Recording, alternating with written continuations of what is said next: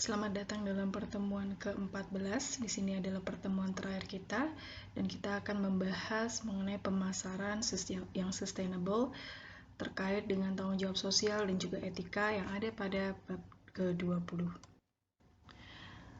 Adapun topik yang akan dibahas antara lain adalah memahami apa itu sustainable marketing, kemudian memahami kritik-kritik sosial terkait dengan pemasaran, kemudian tindakan-tindakan konsumen untuk mempromosikan marketing yang sustainable atau berkelanjutan, dan juga tindakan bisnis terkait dengan sustainable marketing, lalu bicara mengenai etika pemasaran dan juga perusahaan yang sustainable. Kita masuk ke dalam definisi terlebih dahulu.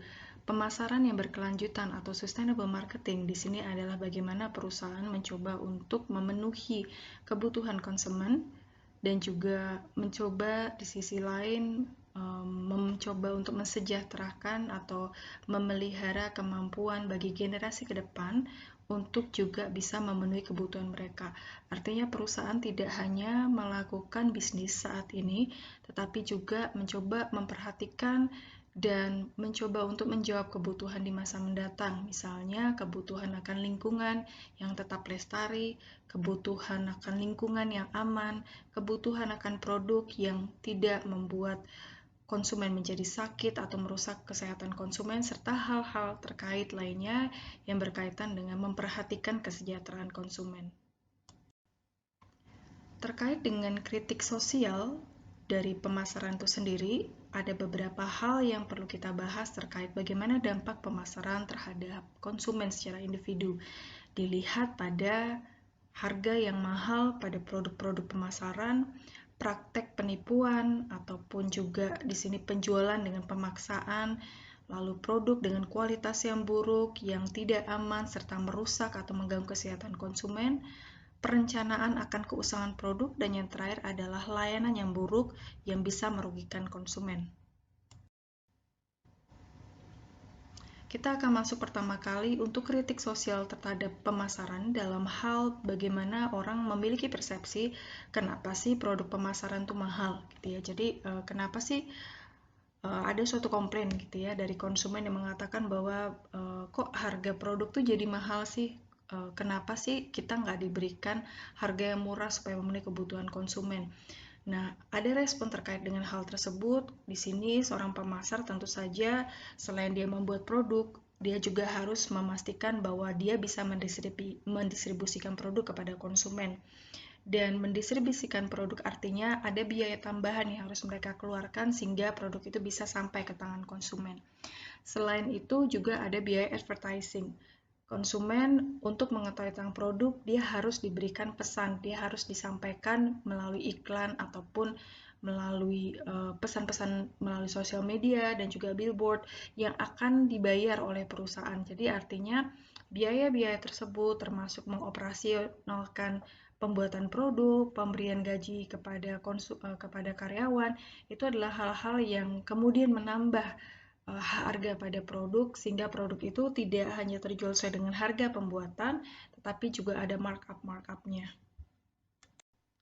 Yang berikutnya terkait dengan praktek penipuan. Konsumen seringkali mengeluh mengalami terjadinya penipuan atau dia merasa si produk ini disengaja disembunyikan informasi-informasinya. Ada 3 kategori praktik penipuan di sini adalah pertama penipuan harga, kedua penipuan promosi, dan ketiga adalah penipuan wadah atau packaging. Berikut ini adalah contoh penipuan harga. Kita sering banget lihat artikel-artikel ataupun lihat berita-berita terkait dengan mahalnya harga produk di suatu tempat yang dimana customer harus membayar mahal karena dia tidak melihat menu atau kurang informasi dan harganya terkesan tidak masuk akal. Misalnya makan di rumah makan di daerah Anyar sering memakan korban, orang tidak bertanya dulu mengenai harga produk, dia sudah punya persepsi mengenai harga produk sehingga langsung konsumsi, lalu ketika membayar dia kaget, kok tagihannya besar sekali. Nah, satu sisi di sini konsumen harus lebih smart gitu ya, untuk melihat dan menanya menu, menanyakan dengan jelas harga produk. Nah, ketika sisi lainnya kita melihat bahwa seringkali penjual juga mengambil kesempatan-kesempatan di suatu tempat untuk berjualan dengan harga yang mahal gitu ya, dengan alasan sekarang lagi high season atau produknya sedang mahal atau produknya adalah produk yang spesial tanpa memberikan rasionalitas yang sangat jelas. Jadi satu sisi ini seringkali akhirnya menjadi bahan komplain dari customer mengenai mahalnya harga produk yang tidak masuk akal. Kemudian penipuan packaging. Nah, kita sering banget lihat iklan di mana iklan itu menampilkan tampilan yang sangat menarik dari produk. Contohnya yang ditampilkan melalui burgernya McDonald's ataupun melalui dalam slide berikutnya Taco Bell.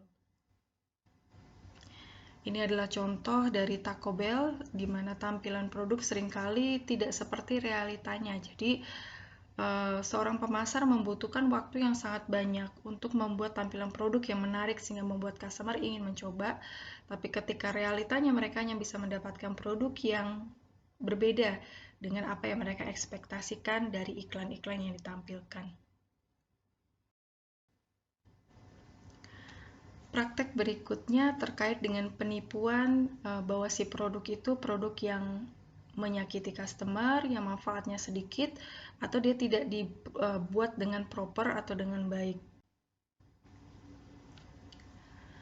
Di sini kita juga bicara seringkali seorang penjual ataupun tenaga penjual seperti salesperson, dia seringkali melakukan penipuan dalam penjualannya.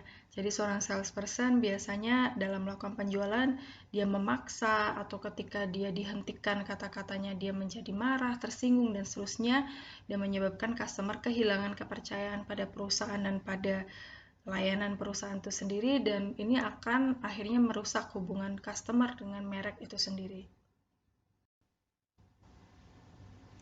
Nah, contoh dari produk yang dibuat dengan buruk, dengan kualitas yang buruk dan tidak memperhatikan keamanan customer ataupun menyakiti customer, di sini seringkali terjadi karena adanya kesalahan dari seorang penjual.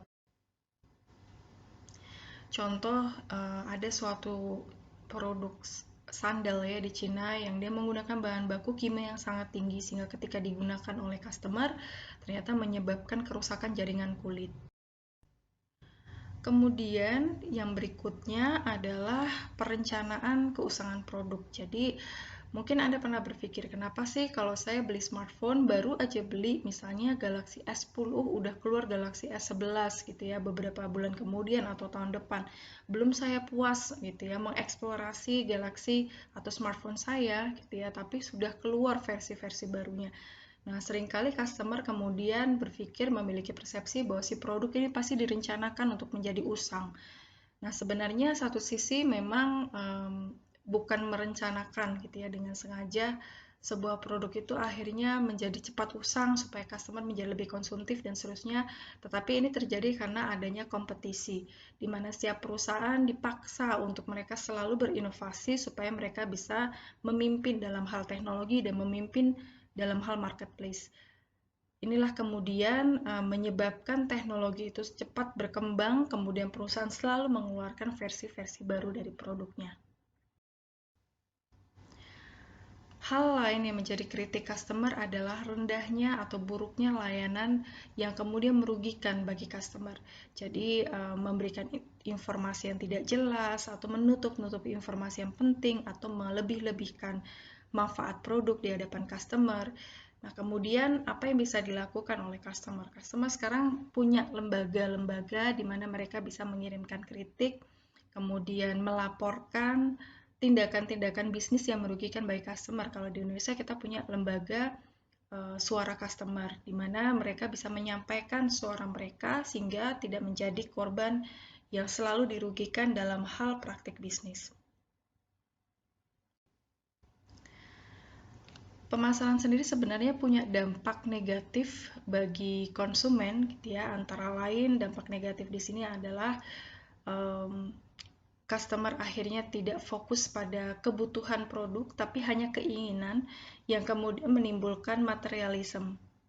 Kemudian kurangnya produk-produk yang memiliki konsep sosial yang baik atau disebut sebagai social goods. Misalnya, si produk ini tidak memberi manfaat bagi masyarakat, tidak memberi manfaat bagi customer, dan akhirnya menjadi produk yang hanya untuk memenuhi sisi konsumtif customer saja.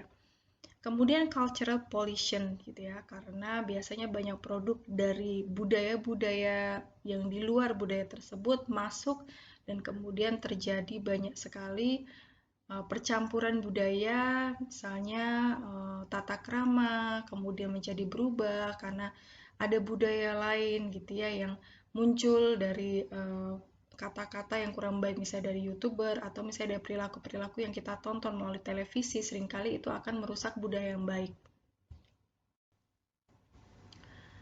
Dalam hal kesalahan gitu ya bagi customer untuk kemudian menjadi materialism, di sini artinya customer sendiri memang harus memiliki kontrol internal dalam dirinya untuk benar-benar memilih mana produk yang dia inginkan dan mana produk yang dia butuhkan, dan juga melakukan pengelolaan keuangan sehingga apa yang dia inginkan bisa benar-benar dikelola dengan baik. Kurangnya adanya produk yang sosial di sini adalah sesuatu yang menjadi tantangan bagi perusahaan untuk bisa diwujudkan.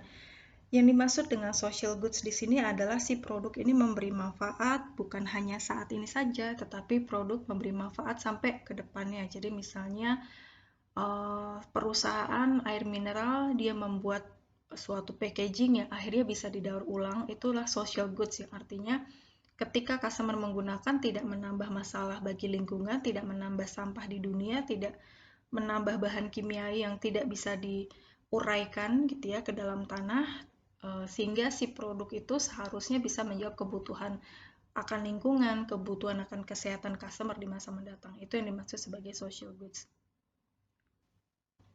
Kemudian terjadinya cultural pollution.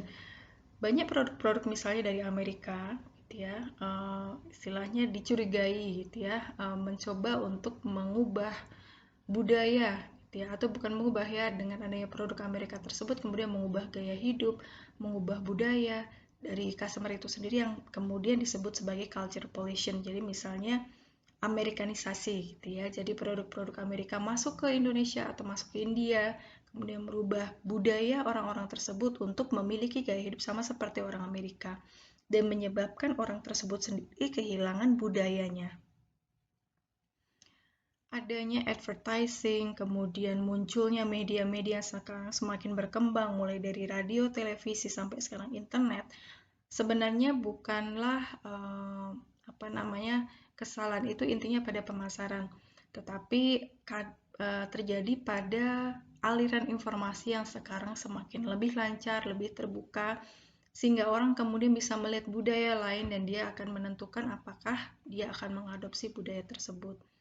Jadi salah satu hal yang bisa dilakukan sebagai seorang pemasar adalah bagaimana dia juga memiliki konsep yang bisa membudidayakan budayanya sendiri, kemudian mempertahankan budayanya sendiri sehingga tidak hilang gitu ya di masa mendatang. Konsumerisme di sini adalah suatu pergerakan yang terorganisir yang dijalankan oleh masyarakat dan pemerintah serta agen-agennya untuk meningkatkan hak dan juga kekuatan dari pembeli terkait dengan penjual. Jadi artinya di sini konsumen sekarang punya suara, punya wadah untuk menyampaikan keluhan mereka jika terjadi praktik bisnis yang tidak beretika dan merugikan customer. Adapun karakteristik consumerism di sini adalah secara tradisional hak-hak tersebut antara lain hak untuk apa saja.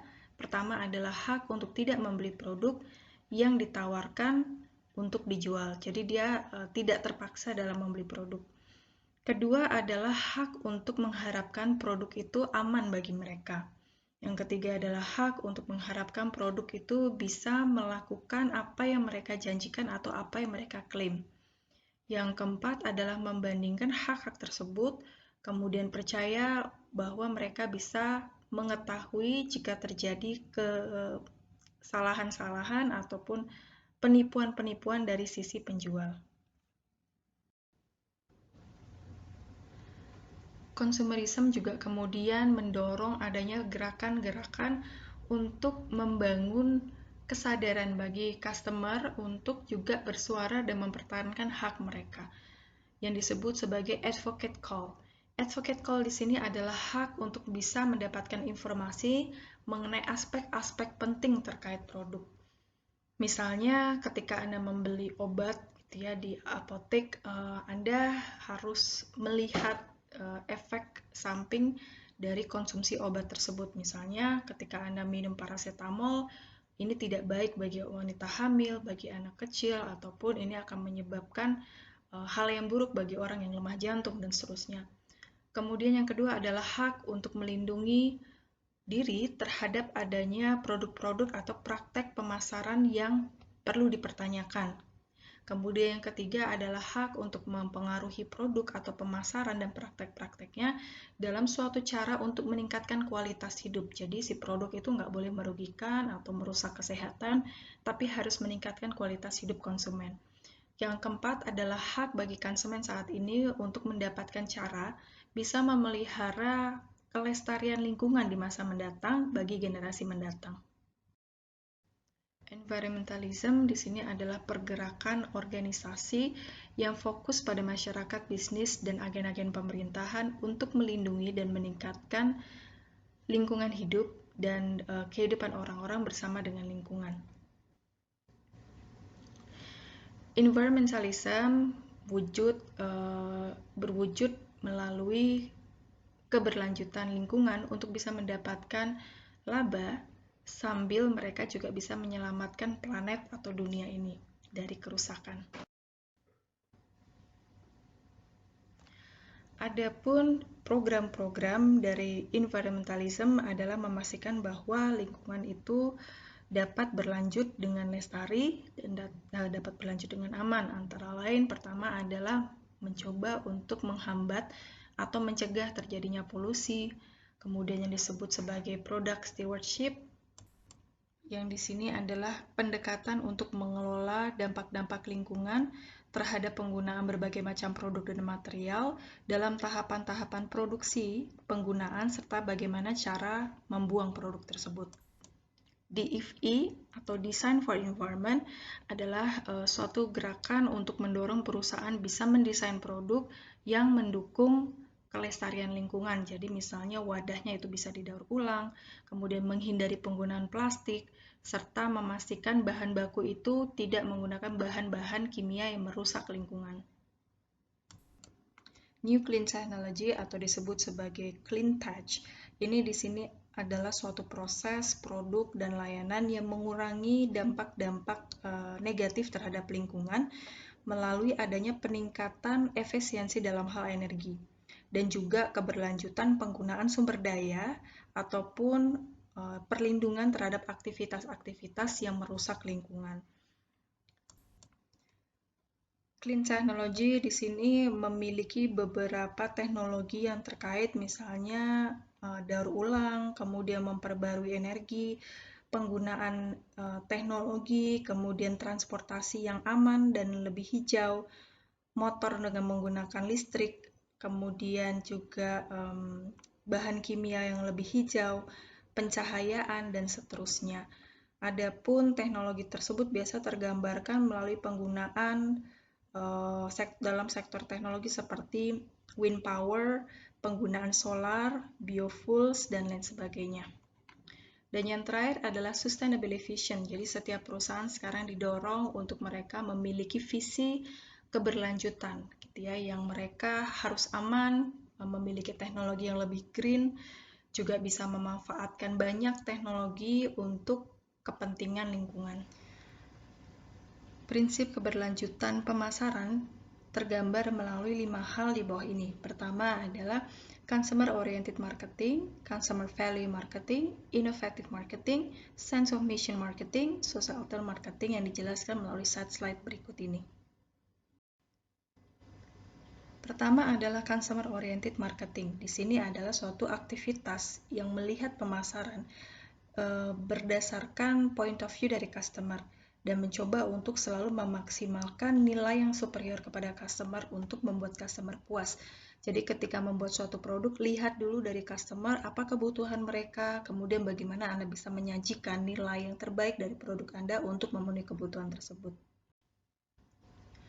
Yang berikutnya adalah customer value marketing, di mana seorang pemasar harus menginvestasikan untuk meningkatkan customer value mereka dan menciptakan value itu hanya untuk customer, bukan untuk kepentingan mendapatkan profit yang banyak bagi perusahaan. Jadi kita melihat pada prinsip environmentalism tadi adalah bagaimana perusahaan dia mencoba untuk mendapatkan profit sambil dia melindungi lingkungan, sambil dia melindungi customer. Jadi pastikan produk yang dihasilkan perusahaan juga aman bagi customer. Yang ketiga adalah innovative marketing. Pastikan sebuah perusahaan harus selalu mencari produk yang benar-benar dibutuhkan dan produk yang bisa meningkatkan kualitas hidup. Sense of mission marketing di sini mendefinisikan misi-misi dari perusahaan yang terkait dengan istilah-istilah sosial dan menjawab kebutuhan sosial melalui produk-produk yang bisa menjawab kebutuhan-kebutuhan tersebut. Dan yang terakhir, di sini adalah societal marketing, di mana perusahaan harus mempertimbangkan 3 hal ini. Pertama, apa yang mereka sebagai customer inginkan dan apa yang mereka sukai dan tertarik, kemudian bagaimana dengan visi misi perusahaan dan bagaimana perusahaan bisa memenuhi serta apakah bisa menjawab kebutuhan tersebut, dan yang terakhir adalah bagaimana perusahaan juga melihat kebutuhan masa panjang dari masyarakat.